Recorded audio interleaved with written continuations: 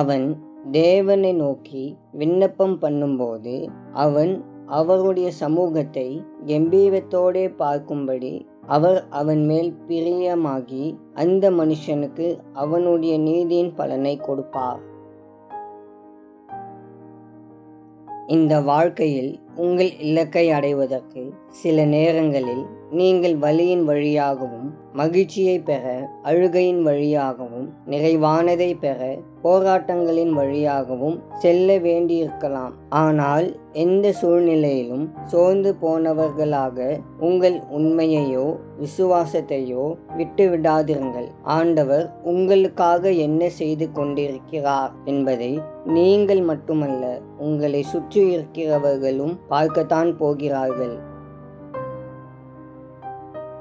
அன்பின் ஆண்டவரே, என் கால்களை கன்மலையின் மேல் நிறுத்தி என் அடிகளை உறுதிப்படுத்துகிறவரே, உமக்கு ஸ்தோத்திரம்.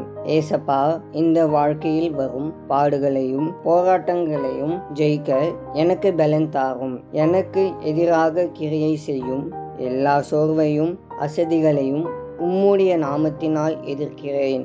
நீர் என்னோடிருந்து என் தலையை உயர்த்துவதற்காக உம்மை துதிக்கின்றேன். இதுவரையில் என்னை நீர் அதிசயமாக நடத்தி வந்த தயவிற்காக உம்மை வாழ்த்தி வணங்குகிறேன்.